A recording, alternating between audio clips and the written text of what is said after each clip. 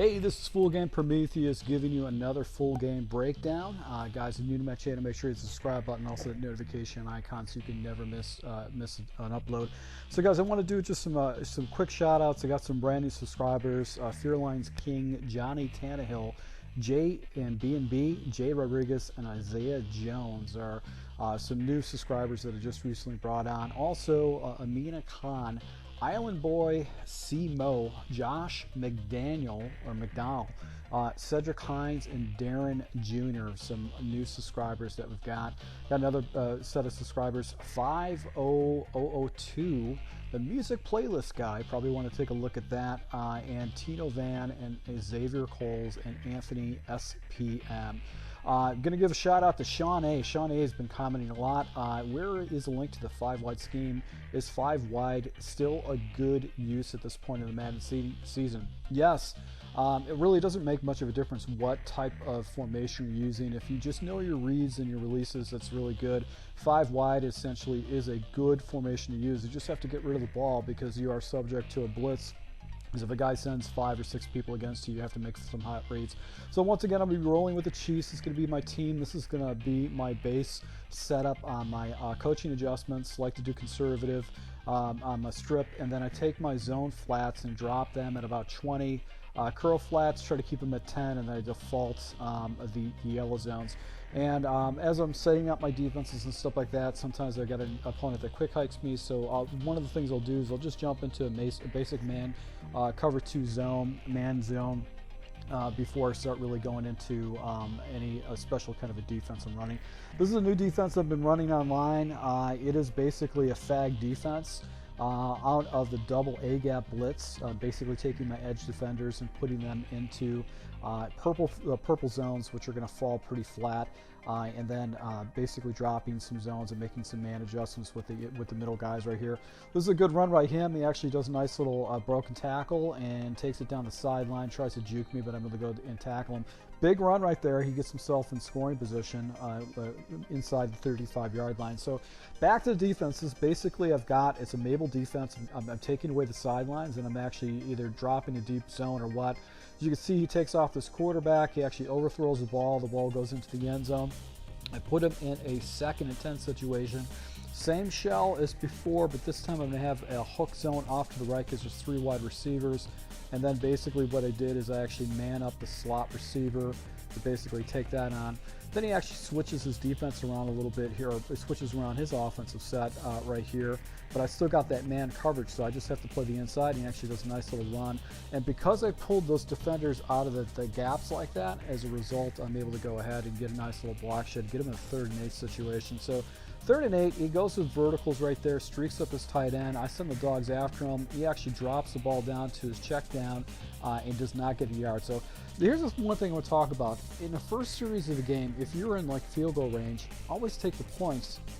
Don't go for it on a 4th and long type of situation if you could potentially score 3 points. It's a long game. It's one of those type of situations where people will do turnovers, all that kind of stuff. He hasn't even seen my offense. He doesn't know what he's going on, and he's already putting him in a situation where he takes a risky gamble right there. I actually go ahead and tackle him just short of a 1st down, and as you can see, I get the ball back. So in the first series, the score could have been 3-0. You could have been up on a possession, and right there I actually get a score. So I'm seeing press coverage on the backside, so basically I'm going to go and streak him up. His defender falls back, so I just go ahead and look to my check down. So that's another thing I want to emphasize is you got to know your reads, and if you have to quickly determine where you're going to go with the ball once the ball goes off. So I tried to take an opportunity where I can hit him over the top, and the way he was running his defense, he was playing over the top coverage, and I went ahead and took my checkdowns from there. So right here, I've got basically a beater with Tyreek Hill, and Tyreek Hill does not get past that safety. That should have been a touchdown in that type of situation, but he gets a really good tackle.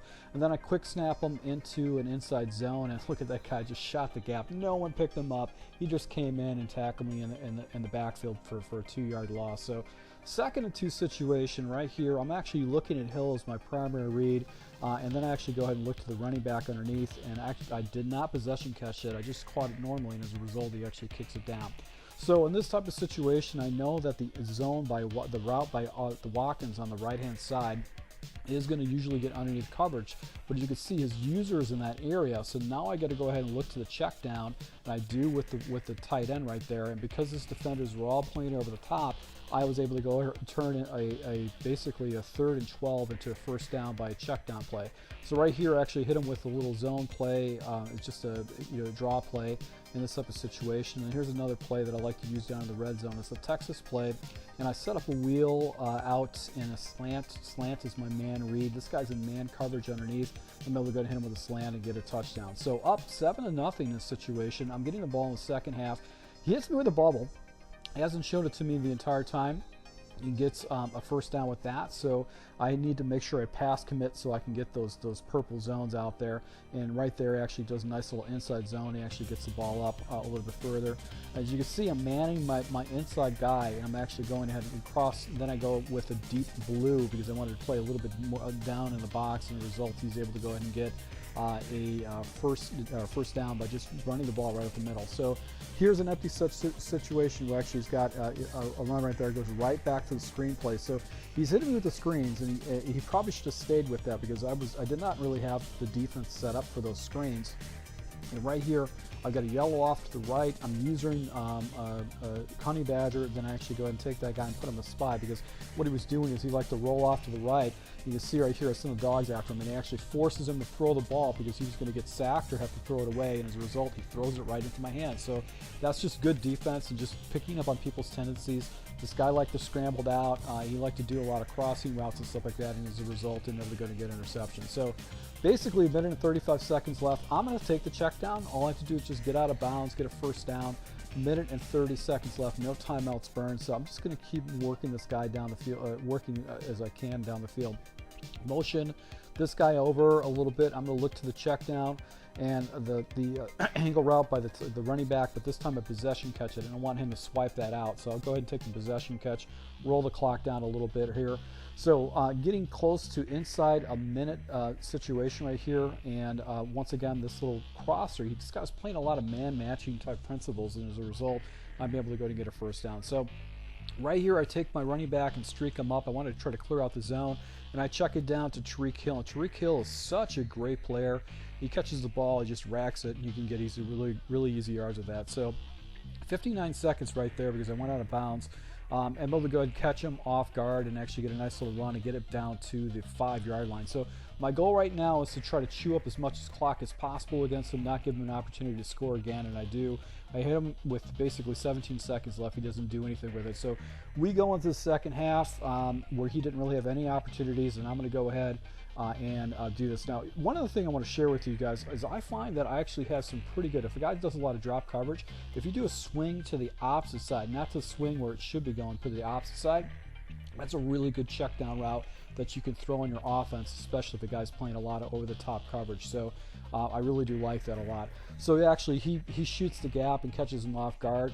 And right here, I jumped into a play that I haven't really used a lot. His user took away my first read, and as a result, I froze. I was trying to throw the ball away, and right here, he fumbles it, but then I fumble it again and give the ball back to him, to his defensive back, and his defensive back is off to the races. I'm able to go and tackle him, but there was a situation where I was an opportunity to go up 17-21 to nothing, and just because of that, because I froze on my reads, didn't have my reads out correctly with one of the plays I haven't ran a lot. As a result, I give up just a kind of a glitchy play right here. So he's got nowhere to go with it. He smartly gets rid of the ball. Now I go with an aggressive cover 2 blitz, and I've been showing him a lot of coverage, but now I'm going to go and blitz him real quick. He's able to go drop it down on a screen play. The screen plays the guy should have went after him. So 3rd and 3 situation. Now I jump into basically a heavier set with linebackers, and I'm running a cover 4 because I figured he's going to start trying to run, and that was a pretty good read. And then he actually makes a choice to go in no huddle. I'm going with the same defensive look right here, and I'm going to basically put my guys into flat zones, try to bottle up the middle of the field, take away that inside run, and then I'm going to try to contain to the outside. I don't want him to go ahead and scramble out with my outside edge rushers. So I've got the edge rushers going out and protecting the sidelines. He's got some flooding concepts going right there. He checks it down. I do not get the animation. My guy was right there. My user was right there. You can see he's moving. He's able to go ahead and get a reception. So one of the things I picked up from another YouTube channel, which is Cody Ballard, is actually running cover 2 coverage, but actually taking your zone drops. When you get inside the 20-yard line, dropping it down to where the red zone's at. So right here, I'm about 11 yards out. I'm going to take all my zone drops and put them at 10 yards, where all these guys are just dropping right at the line, right at the red zone. And I'm going to force my opponent to find reads. If you beat me in the back of the end zone, I'll accept it, but I'm not going to let you check down underneath. So you can see right here, he actually goes ahead and runs the ball a few different times. I'm going to go ahead and take these zone drops and drop them to 5 each with my zone drops, staying in this cover 2 coverage, have it the contains, let him go ahead and scramble and see if he can go ahead and beat me with a scramble. So right here, he's got to have to hit the back of the end zone. So that's going to be my responsibility. He can, if he wants to check down underneath, fine, check down underneath, but you're not going to be able to beat me in the back of the end zone. So I know where these little crossing routes right here, he couldn't get rid of it. I got to contain on the outside so he doesn't know. Now here's another thing I want to talk about too. Know the possession situation. He's going for a field goal. Now, previously, if he went for a field goal, it's fine. But in this type of situation where he's got 1 quarter left and he's down by 2 scores, you don't want to take a field goal in it because he's still down by 2 possessions. He's going to have to score 2 more times, 2 more touchdowns. It's not going to change the situation. So that field goal is not necessarily a good play in that type of situation. You got to go for the touchdown because it's going to shorten it up. Now, on the opposite side, if you're up by 2 possessions and you're in the 4th quarter, chew clock, run the ball, get short yardage situations, all that stuff, but there's no reason for you to actually go ahead and pass when you want to chew the clock down. So you can see right now, I've already went ahead and chewed off at least 2 minutes off the clock. I know that I can run the ball 3 more times and actually take this down to a 2-minute warning. I want to work this clock down as much as possible against my opponent to make sure that he doesn't really have any lifeblood into this at all. So you can see right here, 4 different plays or 5 different plays. I'm able to go ahead and get him a situation right now where I can get a field goal to go and take those points back that he's already got. And also I'm chewing up the clock and I'm taking away his timeout opportunity. So I actually hit him up with this little angle shot right here. Get the ball in to go up 21-0, but I hurt him a lot because I took away 3 minutes of time right there in that type of situation. And getting the extra score right there, not only did it just basically put him in a situation where he had nowhere to go with the ball, but now he's just basically in a situation where he needs a 1-play touchdown. So here's the thing I wanted to say about this guy. If you're playing someone that you're overmatched with, whether their scheme is beating you or they're just a better player or whatever, keep playing that person because you're going to learn more about yourself playing against better people. So, this guy, not necessarily a very great player, but obviously he was overmatched by playing against me. He was struggling against my defense. He was struggling against his reads and stuff like that. So the only way you're going to get better is by playing better people, and you always want to go ahead and do that. Right here, he takes a shot up top. I'm able to go ahead and click on and actually get an interception right here in this type of situation and take the ball back, try to do that. Now, if you run into a situation where you get a guy that does not want to quit a game out, then lab new plays. If you're in a blowout situation where you've got complete control of the game, it's a good time to go and start testing out and labbing plays. As you can see right here, I didn't lowball that ball, and as a result, I actually threw up I give away a pick. But I don't want to use these type of plays in situations where I don't know how well they're going to work against a real opponent. So it's better to go ahead and lab these garbage plays when we're in a situation where the game is pretty much tied up and all you're doing is just working the clock. So you can see right here, he can't figure out what he's doing. He was in a situation where, because I'm up by 3 possessions and there's no time on the clock, he's going to have to chuck the ball up and just live by a prayer, and as a result, he's going to do that. So I'm going to go back to a play previously that I actually labbed. I got a little chuck down right here, but I've also got the running back route, and I make the right progression by using the running back route. Same formation. This time I'm going to use the slip screen going off the opposite side to go and flip that down. So that's actually something you want to test. I got a nice little 10-yard play. Now I'm going to go ahead and jump into play action. This is a breakdown I was looking at, and I look over the top. I think his defender's pulled down. I take a shot up top, but the ball actually goes off to the right. If I would have inside pass lead, that would have been a touchdown.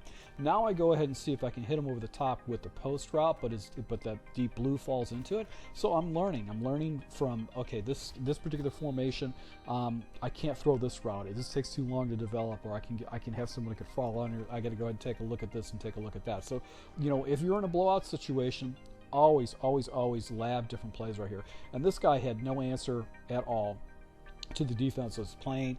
His stuff underneath, his stuff over the top was just not working for him, so I had him pretty much bottled up. But he's still playing. It's like, you know, 9 seconds left in the game. He just chucks the ball up right here in this type of situation, and he has nowhere to go with it. And this is the play of the game. I decided to go and send the dogs after him. I still got a couple zones out here. Look at this. Ball fumbles around. Metcalf catches it, and he's able to go ahead and take the ball into the end zone. What's a complete garbage touchdown. But hey, you know, if it makes him feel any better, that's great for him. So, guys, once again, I want to thank you for support. This is basically some gameplay, some tips and things that I've learned playing the game. And to my subscribers and you guys that comment, I really appreciate it. Until next time.